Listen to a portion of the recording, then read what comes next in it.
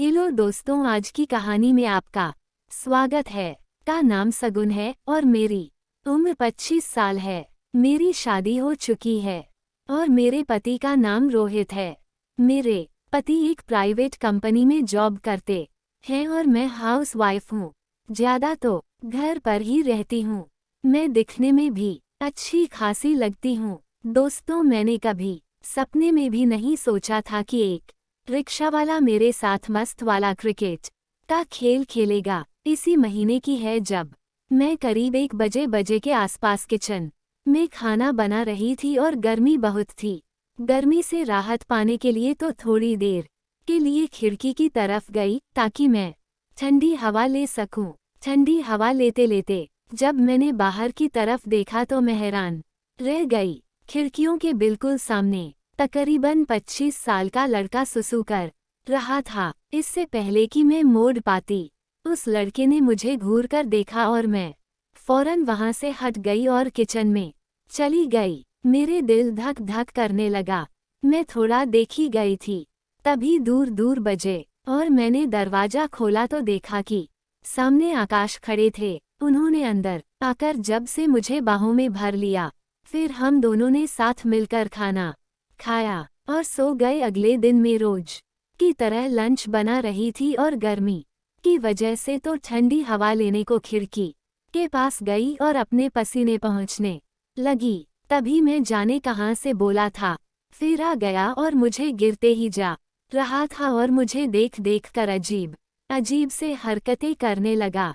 Phone वहां से हट गई और मन ही मन सोचने लगी कि आखिर ये लड़का चाहता क्या है, तो रोज रोज जहां पर आकर ऐसी हरकतें करने लगता है। हमारे घर के पीछे थोड़ा सुल्तान था और पिछली तरफ कोई घर भी नहीं था, पर मैंने अब तक किसी और को यहाँ पर नहीं देखा था। हमारी किचन घर के पिछली तरफ होने की वजह से यह समस्या आ खड़ी हुई थी। अगले दिन आकाश को लंच पर आना था, इसलिए मैंने कुछ ज्यादा ही मेहनत कर रही थी और गर्मी से परेशान होकर एक खिड़की की तरफ गई और बाहर देखा तो कोई भी नहीं था और मैं चैन से ठंडी हवा का आनंद लेने लगी। लंच तैयार करने के बाद मैं काम करने लगी और सोच रही थी कि आखिर ये लड़का कौन है और अक्सर यही आकर ऐसा क्यों करता है। यह कोई इत्तेफाक है या फिर वही जानबूझकर ऐसा कर रहा है। जो भी हो, इसलिए मैंने इस पर ध्यान नहीं दिया।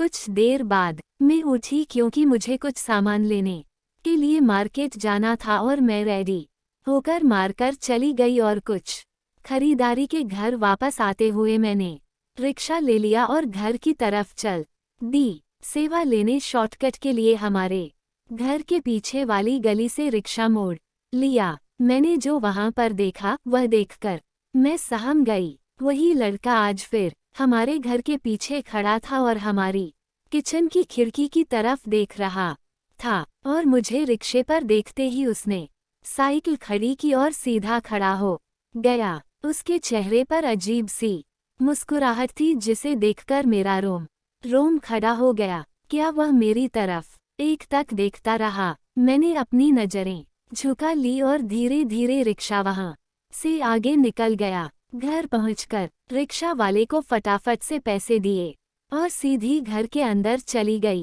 पर ना जाने क्यों उस लड़के की छवि मेरी आंखों में घूमती रही। मेरा एक मन करता कि पुलिस को बताओ और ये किस्सा यहीं पर खत्म कर दो, और एक मन कहता कि काश वह फिर यहाँ आए और मैं उसे वो हरकतें करते हुए देखूं। वैसे भी पति मुझ पर इतना ध्यान नहीं देते थे। फिर मैंने सोचा कि वह लड़का ही तो है 25 साल का और मैं 25 साल की हूँ। वह मेरा क्या बिगाड़ लेगा? अगर वह दोबारा यहाँ आता भी है तो मेरा क्या जाएगा? और उस खिड़की से देखती पर कई दिनों तक वह लड़का नहीं दिखा। एक दिन रोज की तरह मैंने बाहर देखा तो वह लड़का फिर वहाँ खड़ा था। पहले मैं घबरा गई और फिर उसे दोबारा देखकर खुशी भी हुई। बहुत चुपचाप खड़ा हुआ और खामोशी से मुझे घूरता रहा।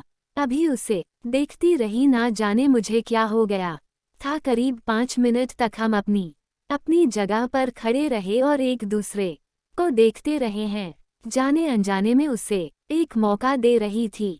मुझे उस वक्त नहीं पता था कि मैं किस आग से खेल रही हूँ। फिर वह अचानक खिड़की के पास आ गया और बोला कि मैं तुमसे बहुत ही प्यार करता हूँ और तुम्हें देखे बिना नहीं रह सकता, तो प्लीज आप मेरे साथ एक बार मस्त वाला क्रिकेट खेल लो ना। मेरी गर्दन इशारे में ही गई अजीब सी कश्मकश में पड़ गई और मैं उसे कुछ भी बोल नहीं सकी। उसने मेरी आंखों में देखा और कहा, अरे शर्म आती है तू तो। वो मुझे देखकर अजीब सी हरकतें करने लगा। ले शर्म से लाल हो गई और मेरा दिल जोर जोर से धड़कने लगा है।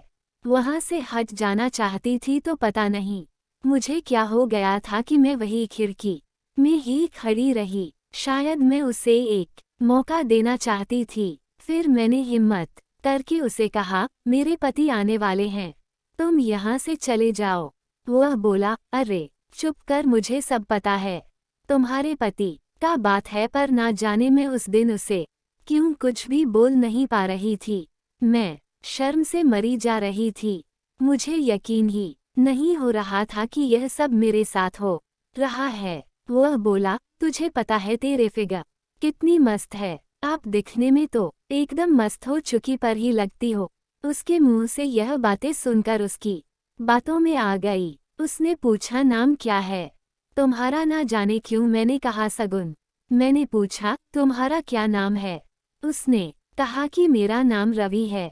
वह बोला, ठीक है, लेट हो रहा हूँ, मुझे काम पर जाना है। मैंने पूछा, काम पर क्या तुम पढ़ते नहीं हो? उसने कहा, नहीं, इलेक्ट्रिक शॉप पर इलेक्ट्रीशियन हूँ। कभी तुम्हारे यहाँ बिजली की समस्या हो तो बताना। ये कहकर वह चला गया और मैं भी अपने बेडरूम में आकर लेट गई। शाम को आकाश के आने के बाद मैं ब्यूटी पार्लर चली गई। वहाँ थोड़ा टाइम लग गया और 9 बजे बज गए तो बाहर आकर रिक्शे का इंतजार करने लगी और अचानक एक रिक्शा मेरे सामने आकर रुका। पर मैं रिक्शा वाले को देखकर सहम गई क्योंकि वह रावी था। मैंने पूछा, तुमने झूठ क्यों कहा था कि तुम इलेक्ट्रीशियन हो? वह बोला, नहीं बोल सकता, मेरा वह काम थोड़ा मंदा है, इसलिए कभी कभी यह किराए का रिक्शा भी चला लेता हूँ। मैंने कुछ नहीं कहा और हैरानी से बाहर खड़ी रही। वह बोला, चलो बैठ जाओ, मैं तुम्हें घर पर उतार दूंगा। फिर मैंने सोचा, घर तो जाना ही है, वैसे भी मैं लेट हो रही थी और मैं बर्थडे उसके रिक्शे में बैठ ही गई। थोड़ी देर चलने के बाद वह बोला, आज मौसम कितना मस्त है ना? मैंने पूछा, क्या? वह बोला, अरे ऊपर देखो, बादल छाए हुए हैं, आपको भी ऐसा मौसम अच्छा लगता होगा ना? मैं समझ गई कि यह क्या सुनना चाहता है और मैं चुप रही और कुछ नहीं बोली। फिर थोड़ी देर बाद उसने मुझे कहा, सगुन जी, सच कहूँ तो मैं तुम्हारे साथ मस्त वाला क्रिकेट खेलना आता हूँ। ये सुनकर दंग रह गई और कुछ नहीं बोली।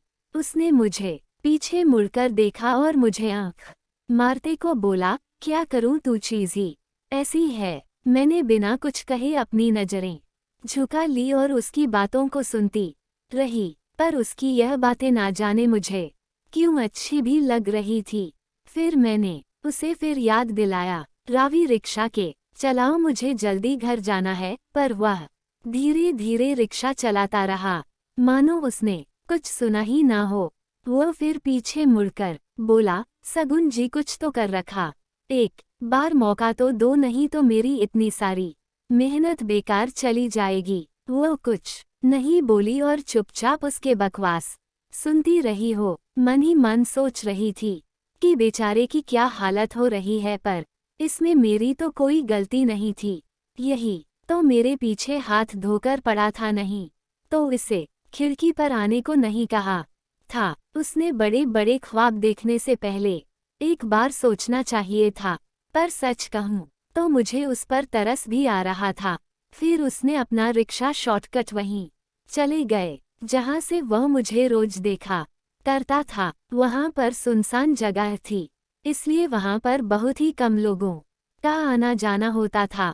वहाँ पर उसने रिक्शा रोक लिया और मुझे कहा, चले जहाँ पर क्रिकेट खेल लेते हैं दोस्तों। उसे कुछ नहीं बोल पाए और उसे नहीं पर मेरे साथ में वाला क्रिकेट खेलना शुरू कर दिया। करीब 1 घंटे तक हम दोनों ने मिलकर मस्त वाला क्रिकेट का खेल खेला और खूब एंजॉय किया। तो दोस्तों, कैसी लगी यह मेरी कहानी? हमें जरूर बताएं। कहानी को लाइक और चैनल को सब्सक्राइब करें।